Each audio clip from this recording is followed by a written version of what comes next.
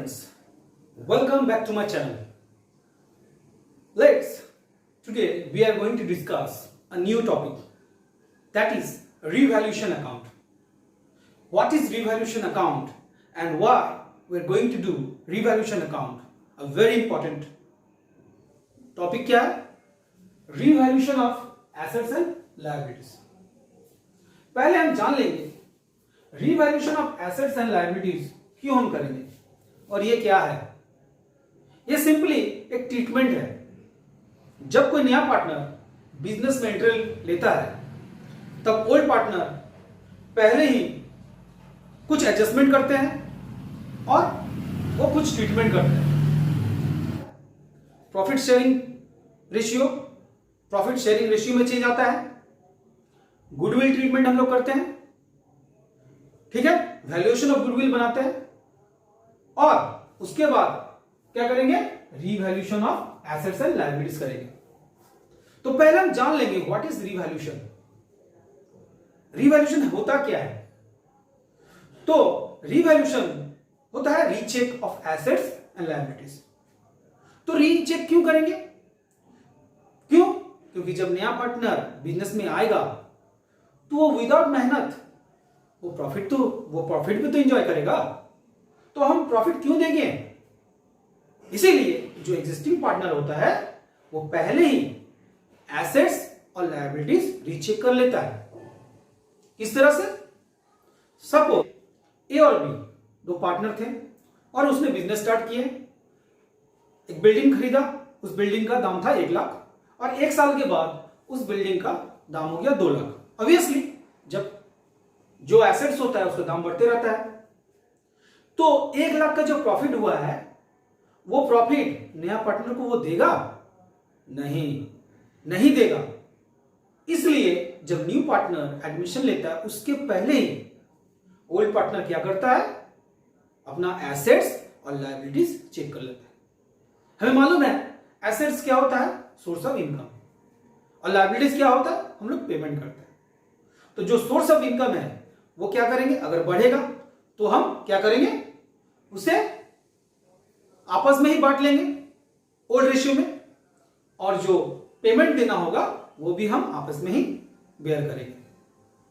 तो चलिए देख लेते हैं रिवैल्यूएशन अकाउंट ये पहले कहां कहां यूज होता है.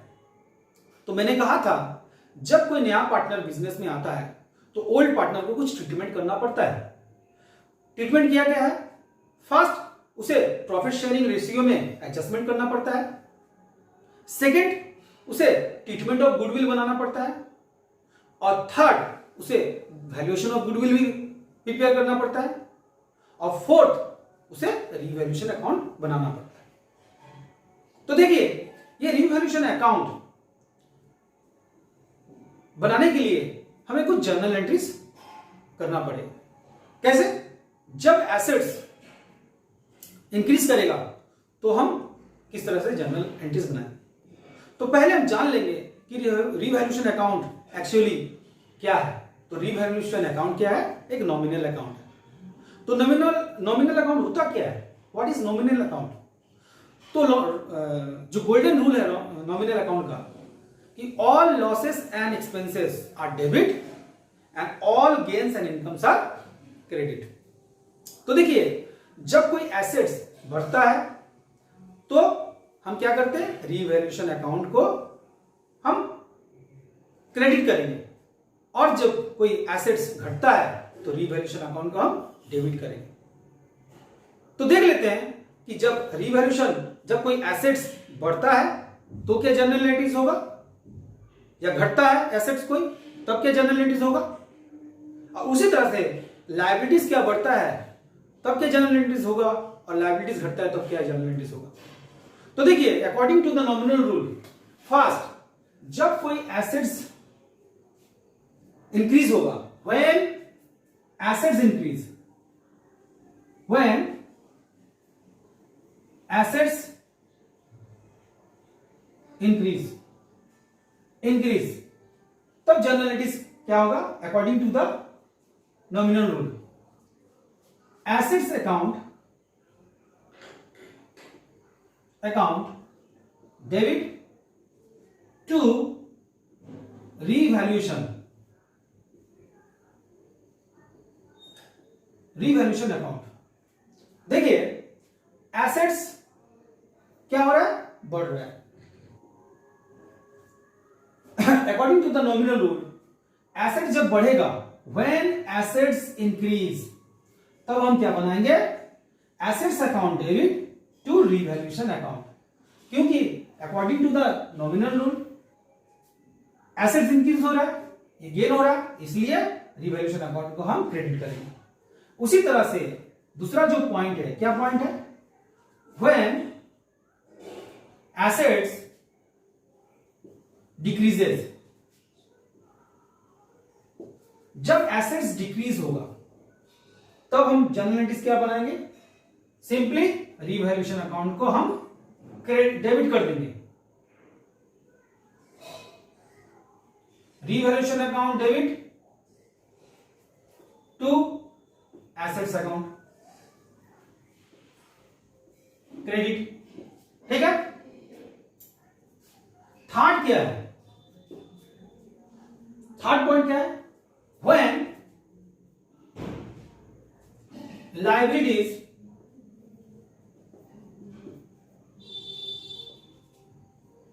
increases, जब लाइबिलिटीज इंक्रीज होगा, देखिए तो जनरल एंट्रीज क्या होगा, जब लाइबिलिटीज बढ़ जाएगा, इसका मतलब लाइबिलिटीज का मतलब हमको पे करना पड़ेगा। इसका मतलब क्या है, revaluation account according to the nominal rule, क्योंकि all losses and expenses, revaluation account debit और टू लाइबिलिटीज ये क्रेडिट होगा। फोर्थ जो पॉइंट है, ठीक, इसका व्हेन लाइबिलिटीज डिक्रीजेस, जब लाइबिलिटीज डिक्रीज हो जाएगा, इसका मतलब धनी जो कोई कंपनी का लाइबिलिटीज डिक्रीज हो गया, इसका मतलब उसका खर्चा कम हो गया, उसका गेन हो गया, तो सिंपली हम क्या लिखेंगे, liabilities account debit to revaluation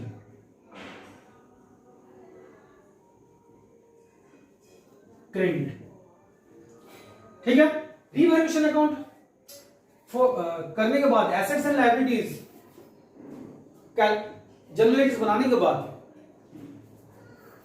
ये किस लिए करते हैं, जो प्रॉफिट होता है वो डिस्ट्रीब्यूट करने के लिए वो हम लोग करते हैं रीवैल्यूएशन अकाउंट। लॉस भी बेयर होगा तो वो भी डिस्ट्रीब्यूट कर लेगा ओल्ड पार्टनर।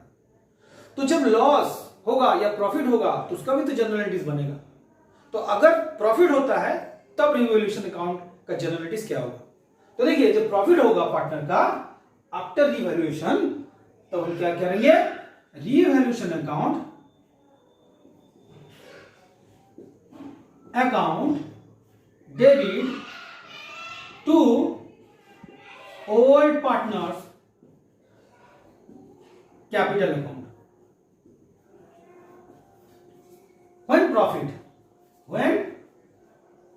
when profit, जब प्रॉफिट होगा और जब लॉस होगा तब जनरल एंट्रीज क्या होगा, ठीक उल्टा, reverse order, old partners capital account debit to revaluation account.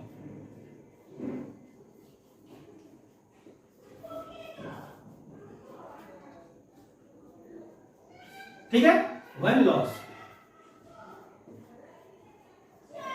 ठीक है, तो देखिए ये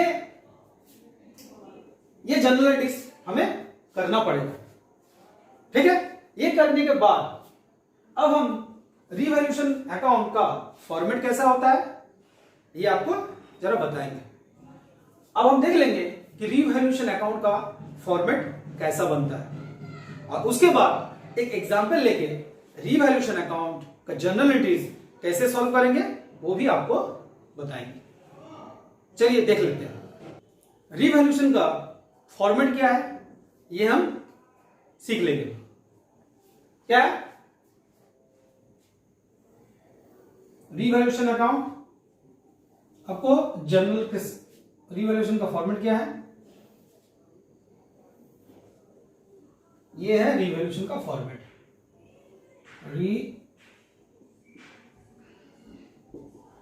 रीवैल्यूएशन अकाउंट ये आपको लिखना पड़ेगा, इधर डीआर, इधर सीआर, इधर particular,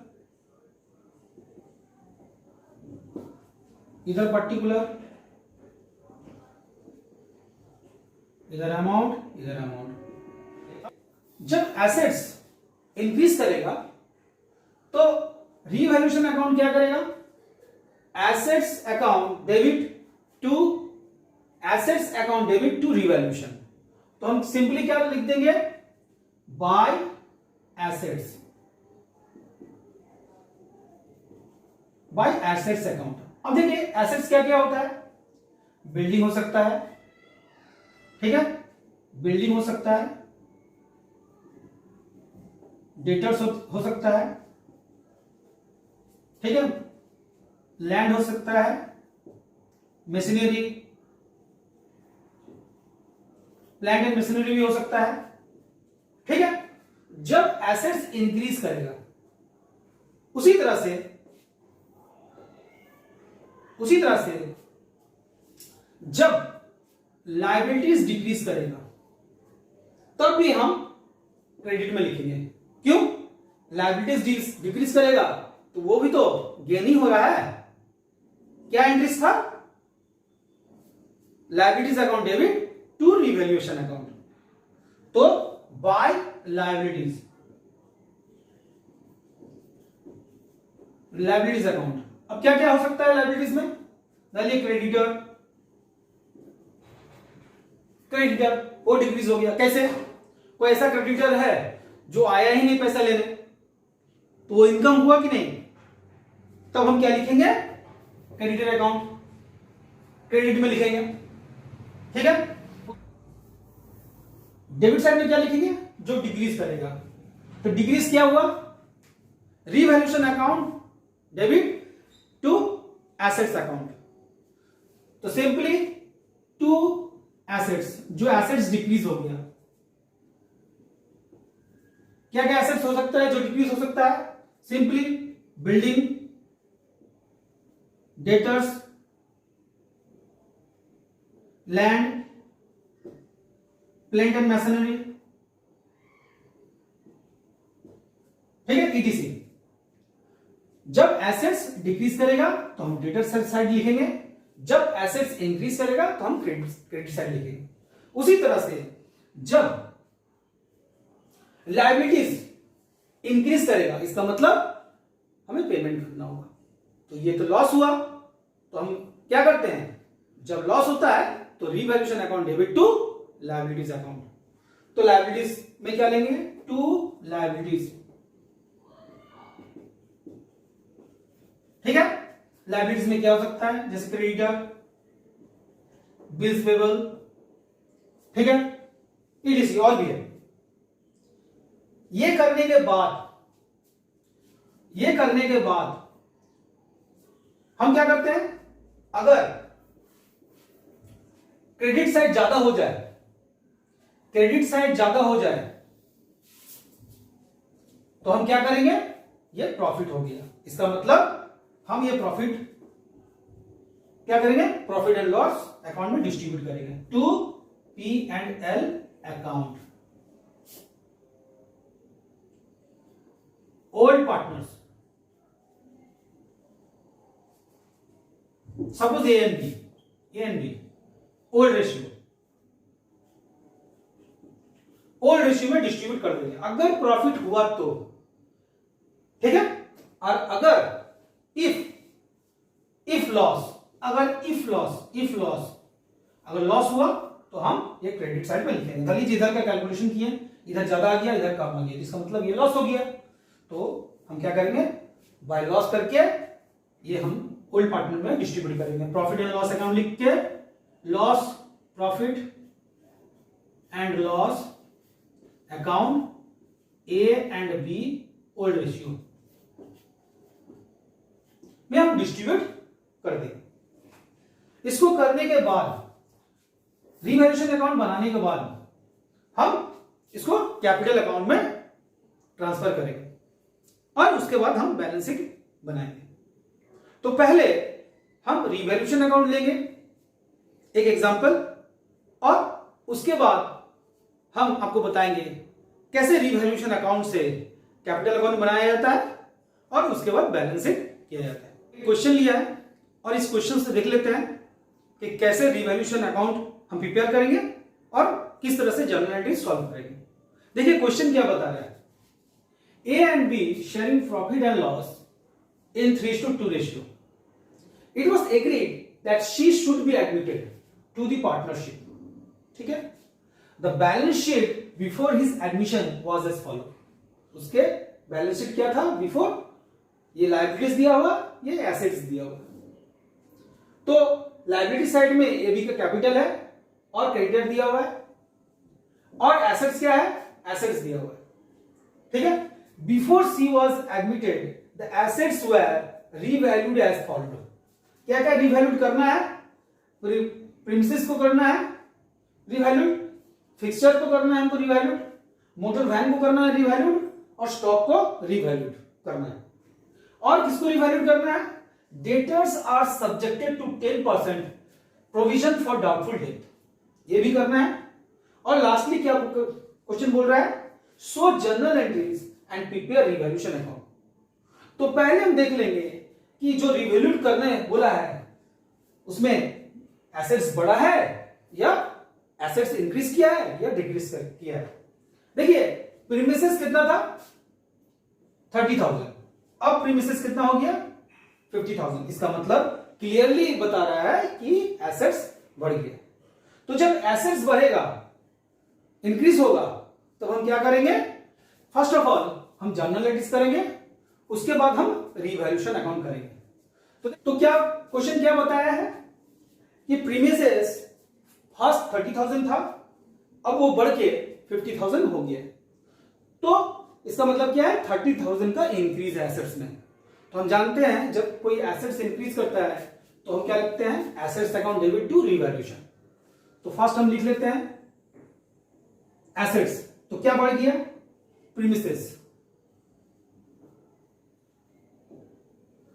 premises account debit to revaluation.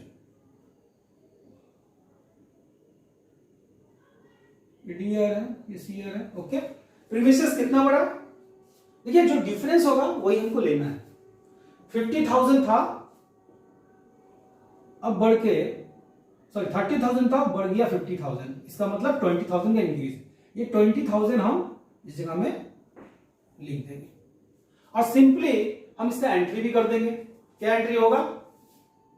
Bye premises 20,000। ठीक है। सेकेंड हम क्या देखेंगे? अब दूसरा जो है वो क्या है? फिक्सचर। तो बैलेंस शीट में जो फिक्सचर था वो क्या था? 12,500, और रिवैल्यूड जो आपको करना है वो क्या है? 8,000। इसका मतलब डिक्रीज हो गया है। तो जो डिक्रीज हो गया है वो हम कहां करेंगे? सिंपली इसका जर्नल एंट्रीज क्या होगा डिक्रीज का? देखिए जब डिक्रीज होगा तो हम सिंपली क्या करेंगे? रीवैल्यूएशन अकाउंट डेबिट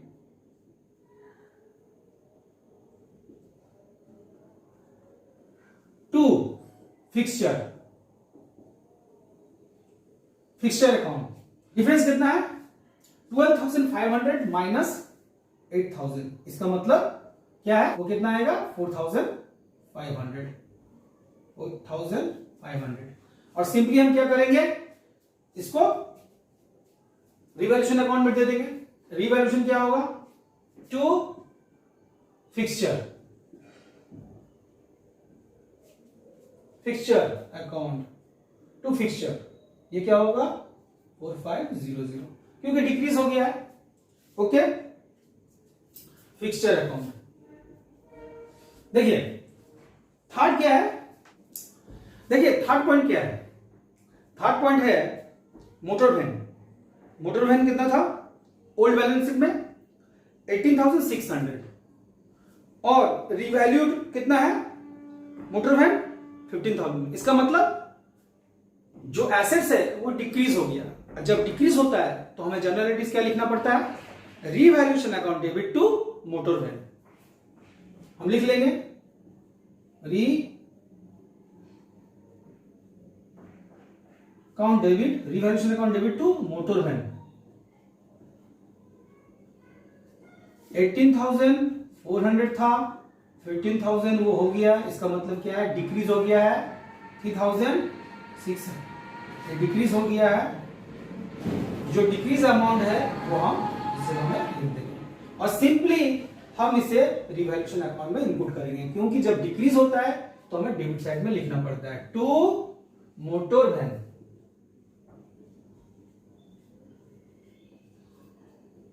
$3,600, ओके, क्योंकि एसेट्स डिक्रीज हो गया। अब जो फोर्थ पॉइंट है क्या है, स्टॉक, जो रिवैल्यूड दिखा रहा है 42,000 और ओल्ड बैलेंस शीट में स्टॉक क्या है 35,400।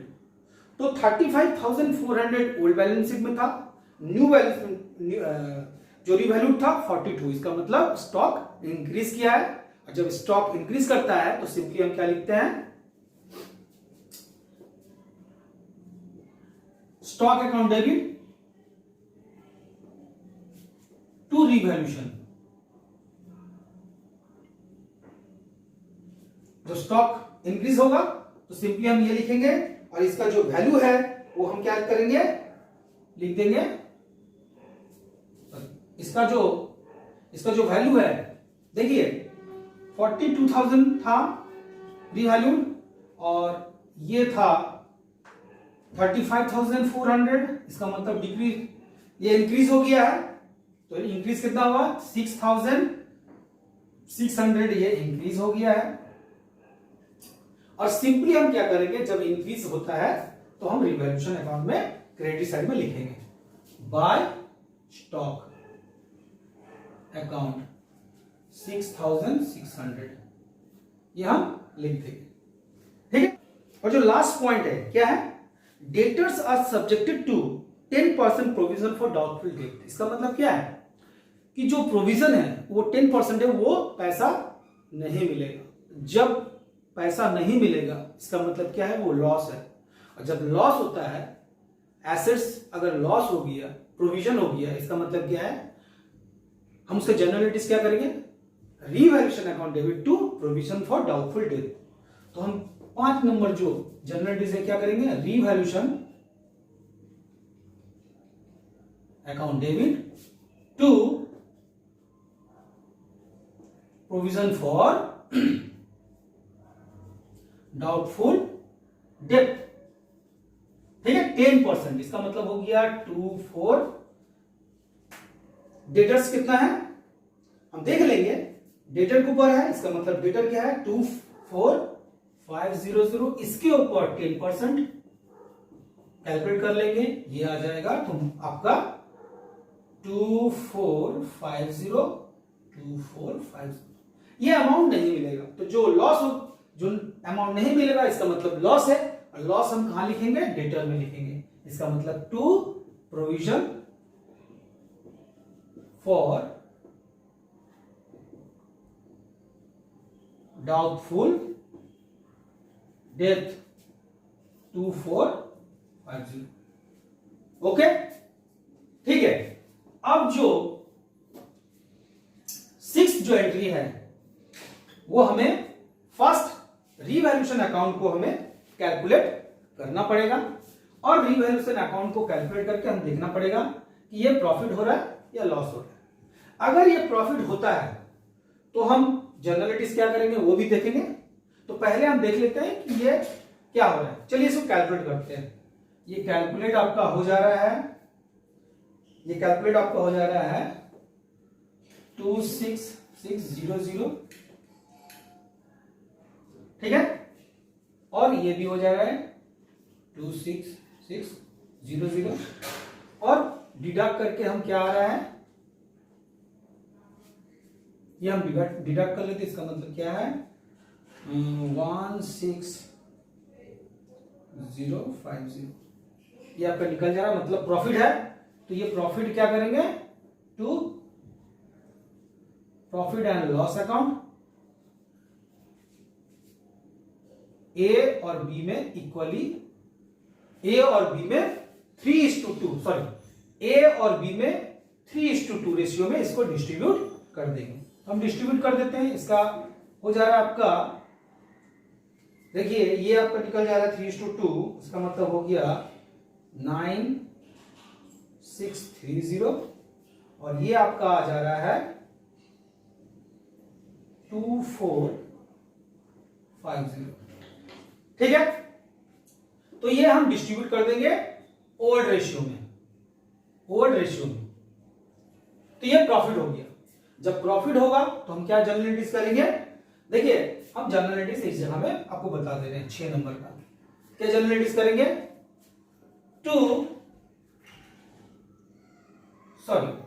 Revaluation account, account debit to A's capital account to is capital account. ठीक है, तो ये हम डिस्ट्रीब्यूट कर देंगे और अमाउंट आपको लिख देंगे। ये आपका हो गया 16050 और ये आपका हो गया 9630 और ये 2450। ओके ओके, ठीक है। तो देखिए इस तरह से रिवैल्यूएशन अकाउंट हम सॉल्व करेंगे और इस तरह से जनरल एंट्रीज बनाएंगे। Thank you. अगर मेरा वीडियो आपको बहुत अच्छा लगता है तो प्लीज इसको ज्यादा से ज्यादा शेयर कीजिएगा, जिससे बहुत सारे बच्चे इसे देख सके और इस एग्जाम के टाइम में इस टाइप का अगर प्रॉब्लम आ जाए तो उसे सॉल्व कर सके।